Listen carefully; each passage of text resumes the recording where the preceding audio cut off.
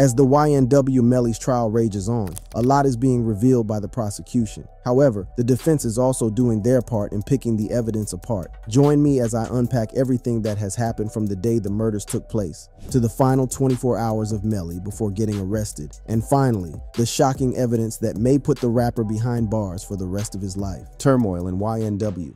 Now at 5:37, 2 men are in jail this morning, including an up-and-coming Florida rapper. Both men are charged in a double murder.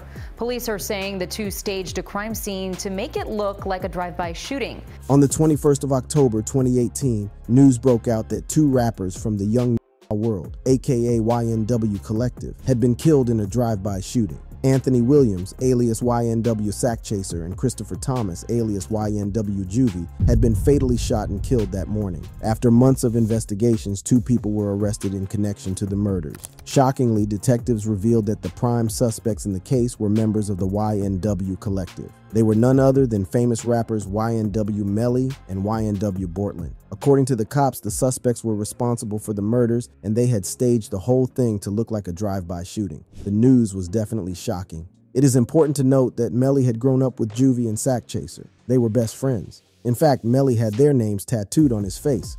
So what you got tattooed on your face? Tell me about it a little bit. You know, I got Sack Chaser right here. That's my brother. That's my twin. Okay. And I got Juvie. Juvie? Yeah, my brother. Just a lot of your friends who passed? Yeah. No, them my niggas right there. With such close friendship and brotherhood ties, the public was divided on whether Melly had actually been involved in killing the 2 rappers, let alone pulling the trigger. However, on the opening day of the trial, the prosecution offered shocking details about what transpired that night, which may have changed many people's mind regarding Melly's innocence. On the other hand, the defense put on strong arguments that convinced many that the rapper was innocent. So, there were 2 versions of the story. One version was given by YNW Bortland, who drove Juvie and Sack Chaser to hospital that morning after the drive-by. The other version was produced by the prosecution on the first day of the trial. According to the prosecutors, they had pieced together the events that had taken place that morning using CCTV footage, cell phone signals, and phone messages. They also claimed that they could prove that Melly was the one who pulled the trigger that killed both YNW Juvie and YNW Sack Chaser. So what was Bortland's version of events? According to police reports, YNW Bortland told cops that he, alongside his fellow rappers, had just left a studio where they had rapped a late-night session. As he drove the YE group home, the tragic incident happened. As he was pulling off the freeway, a car pulled up on the passenger side and opened fire. He quickly ducked as soon as he heard shots being fired. According to Bortland, he did not see anyone or any car. After a few seconds of chaos, he noticed that his 2 friends had been shot. He quickly drove to an emergency room in the early morning hours, frantically crying for help for Juvie and Sack Chaser, who were bleeding out in the car. According to those at the hospital, he claimed that they had been shot at a drive-by. The video shows Bortland speeding into the Memorial Miramar Hospital's driveway, while here, he can be seen running into the hospital to get help. On the opening day of the trial, the prosecution offered their version of events that may be damning for both Melly and Bortland if proven true. We are talking about the death penalty for Melly for murdering his best friends. The death penalty against Melly has been a point of contention between the prosecution and the rapper's defense throughout the 4 years. The state of Florida had announced that it would seek capital punishment against Melly, as prosecutors were certain that they could prove beyond a reasonable doubt that the rapper murdered his 2 friends. According to court documents, prosecutors said that the murder was especially heinous, atrocious, or cruel, and he committed homicide in a cold, calculated, and premeditated manner. Although prosecutors sought the death penalty against Melly not longer after the rapper's arrest in 2019, they received pushback in 2022 when a lower court judge ruled that Melly couldn't face the death penalty because state prosecutors hadn't properly notified him and his team. However, the death penalty was put back on track when the 4th District Court of Appeal found that prosecutors acted properly, had already notified the court about the intention to seek death, and were not required to repeat the notification just because a new indictment had been handed up against the defendant. To make matters worse, Florida Governor Ron DeSantis had made it easier for defendants to get handed the death penalty. In April, the governor signed a bill into law that lowered the threshold for the imposition of the death penalty. The new law allows for the death penalty by an 8-4 vote. Previously, jurors had to vote unanimously 12-0 to impose the death penalty on a defendant. The law change came in response to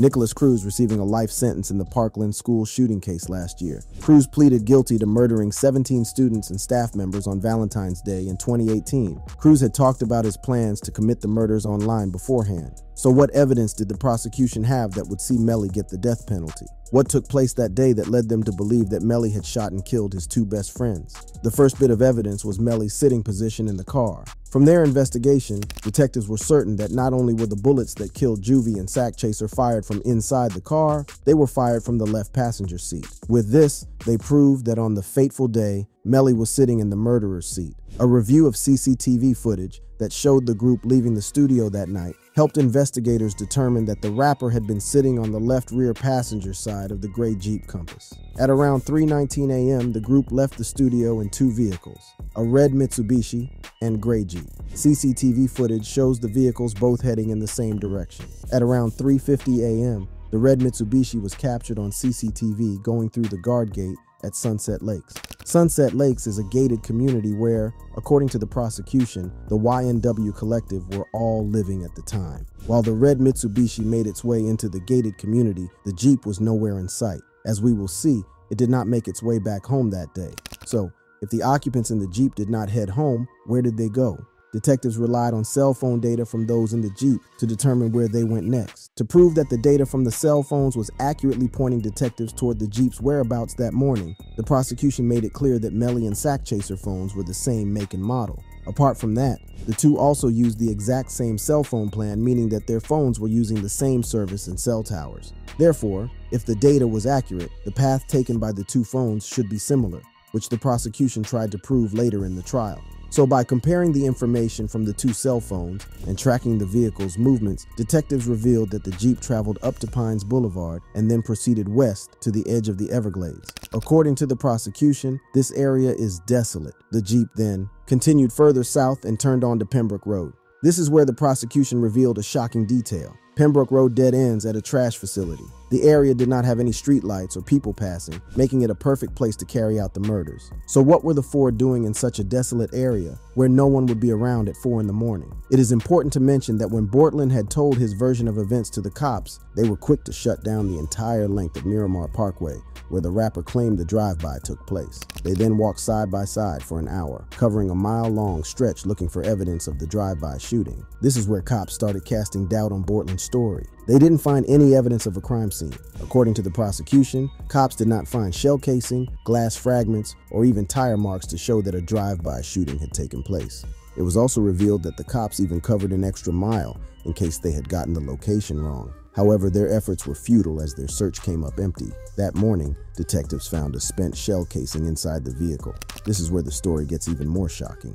After detectives used cell phone data to pinpoint the Jeep's location at Pembroke Road, they went to the scene, and what they found was a breakthrough in the case and would help them get Juvie's and Sack Chaser's killers. Detectives found 8 spent shell casings that matched the one that they had found in the Jeep the morning that the murders took place. First, Bortland had lied about the location of the shooting. Second, 8 spent shell casings were found at the location that they drove to in the early morning of the murders. The evidence being produced was proving too damning for defendants. Were there any other lies that the two rappers had told the cops that morning when they were questioned? Well, it turns out that there was one more lie they had told. When Bortland arrived at the hospital, Melly was not present. According to the two rappers, as the two vehicles drove home from the studio, they stopped and Melly got out of the Jeep and got into the Mitsubishi. Therefore, Melly was at home at Sunset Lakes when the Jeep took a detour to Pembroke Road. However, from evidence brought forth by the prosecution, Melly's cell phone data proved that they were lying. The rapper was in the Jeep as it headed towards Pembroke Road. According to the prosecution, the car stopped at Pembroke Road where Melly exited the vehicle and staged the drive-by. According to them, there were no other cell phones in the area during that time, which meant that the 4 rappers were alone that night. The state intends to show the evidence that the phone was there at the murder scene, and there were no other phones there. There is no one else out there at 4 in the morning. It is important to note that detectives claimed that Pembroke Road is where the crime was staged. The murder was committed before they got to the area. The prosecution also claimed that they could prove that Juvie and Sack Chaser were dead when Bortland arrived at the hospital. In fact, he had driven around with their dead bodies for some time before getting to the hospital. The medical examiner, who was crucial in determining the bullet's ballistics, also helped detectives uncover this shocking detail. It turns out that at around 4:02 a.m., when the drive-by was allegedly staged, the victims were already dead. Sack Chaser's gunshot wound to the head was fatal, and he had died on the spot. Juvie's gunshot wound on his cheek was also fatal, and he had died on the spot. Another shocking detail that was uncovered was the trajectory of the bullets. Juvie's fatal gunshot wound was to his left cheek, while Sack Chaser's wound was on the left side of his neck. It is important to point out that the car was shot from the right side and from the back. Detectives found bullet holes on the right side of the vehicle. However, the rear windscreen was also shot up and broken. Remember, Bortland claimed that a car had pulled up beside them and shot at them.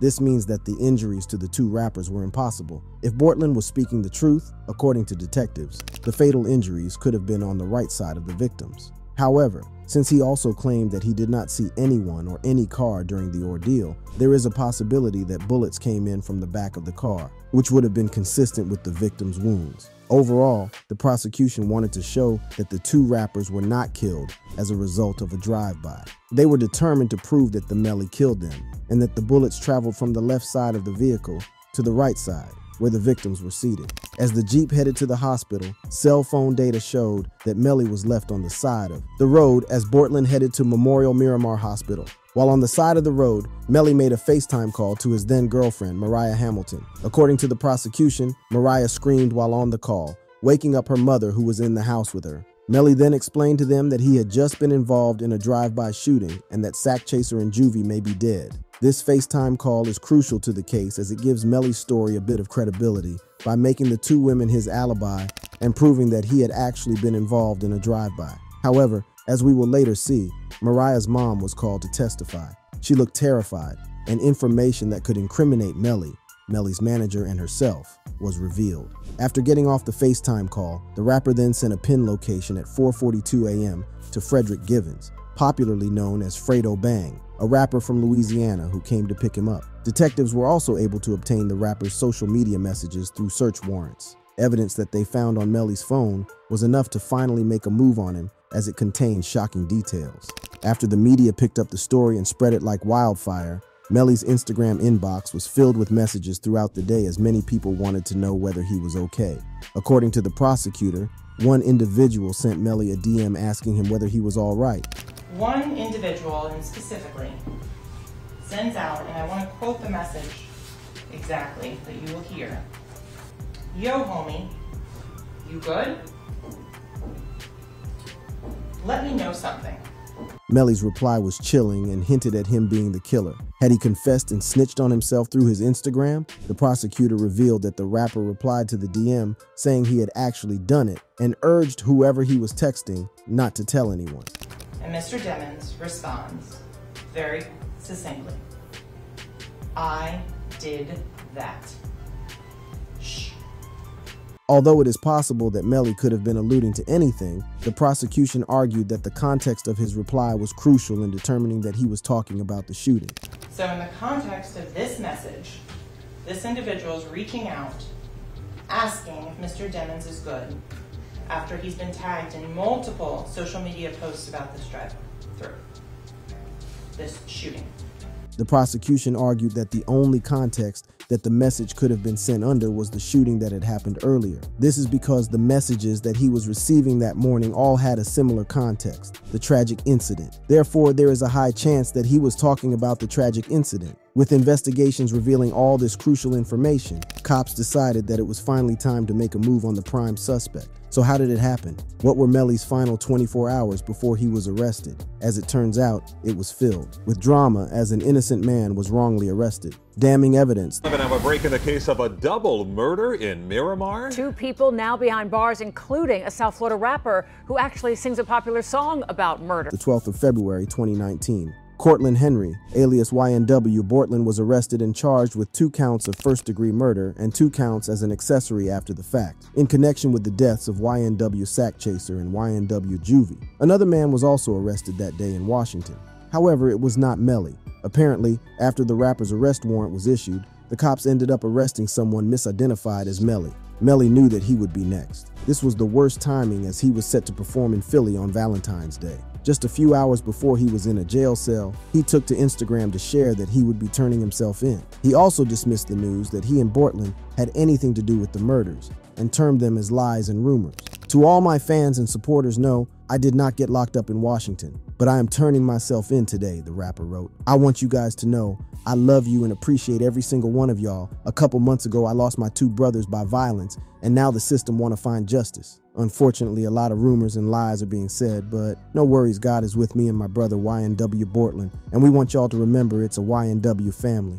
I love you, Sack Chaser and Juvie. Hash free us. He did not wait for the cops to put him in handcuffs. Instead, he presented himself to the cops and was booked into the Broward County Jail on February 13th and charged with 2 counts of first-degree murder. Those were Melly's last 24 hours before being arrested. The evening Melly turned himself in, Miramar police tweeted their take on the case. Jamel Demons, aka YNW Melly, and Cortland Henry have been arrested and charged with 2 counts of first-degree murder. The victims, Anthony Williams and Christopher Thomas Jr., were killed on October 26, 2018. The investigation, supported by forensic evidence, has concluded that, read the police Twitter page, Demons shot and killed Williams and Thomas Jr., and that Demons and Henry staged the crime scene to resemble a drive-by shooting.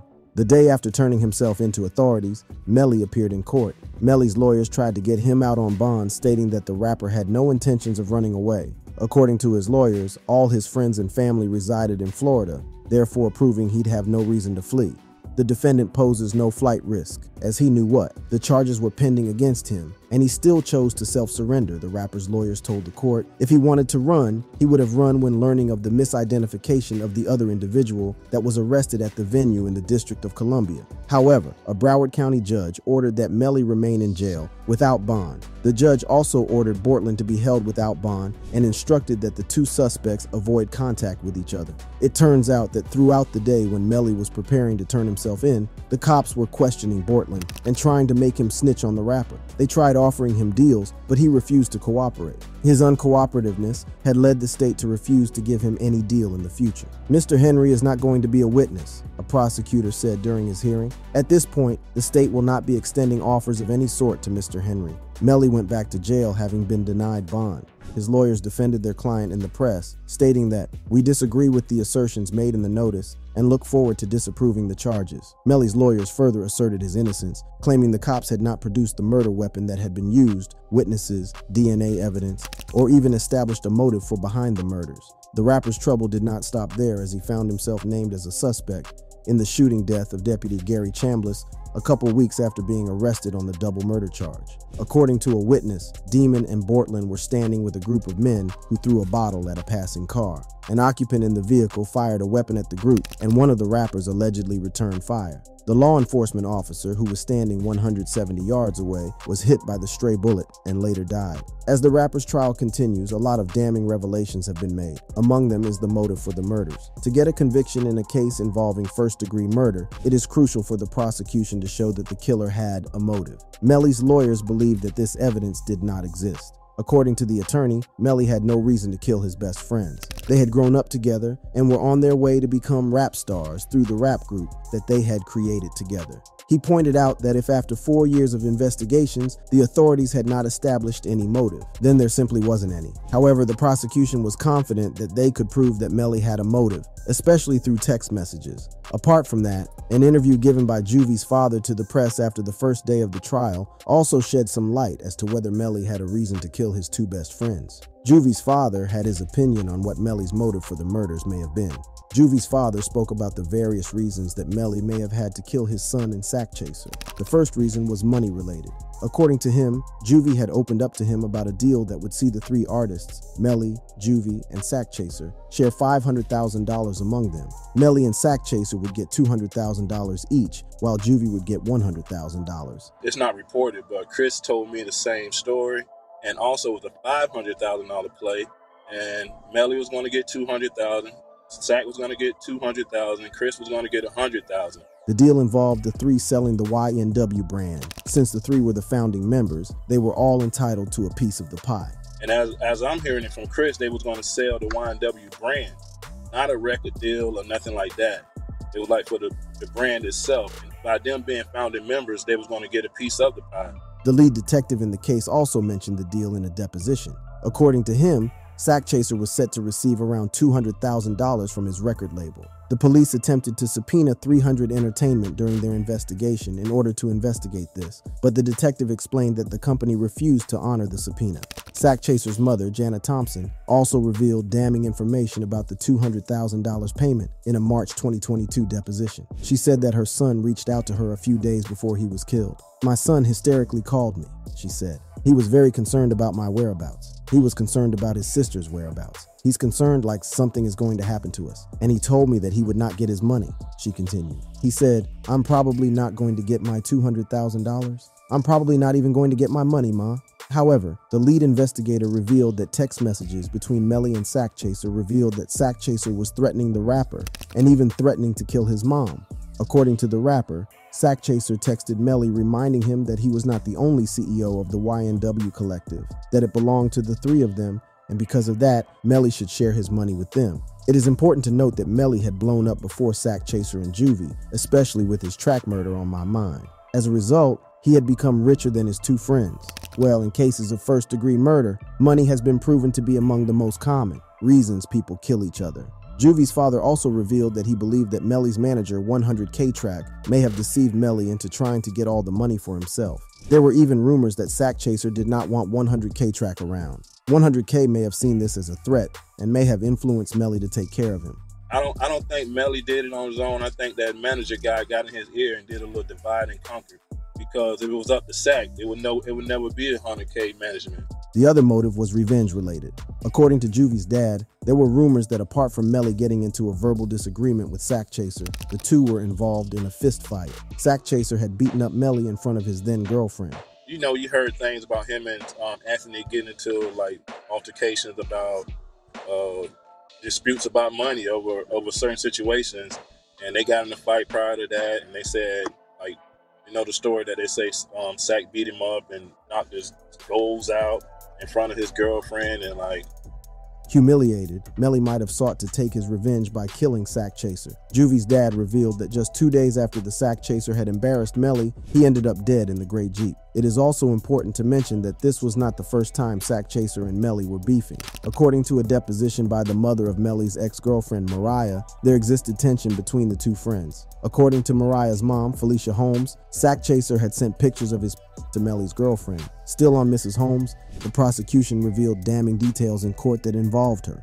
First, it was revealed that at some point she was arrested in the Virgin Islands and was extradited back to Florida for avoiding her deposition. According to her, it was not her fault because the cops were sending the orders to the wrong address. However, the prosecution alleged that Melly's camp was trying very hard to tamper with the witnesses, and among them is Mrs. Holmes. "Mr. Demons is doing anything and everything he can to prevent them from showing up," a prosecutor said. "The defendant is causing these witnesses not to be available." According to prosecutors, after Melly's manager wired money to Mrs. Holmes, she suddenly stopped answering the state's phone calls. However, the most damning piece of evidence was Instagram messages that she allegedly sent to Melly's manager.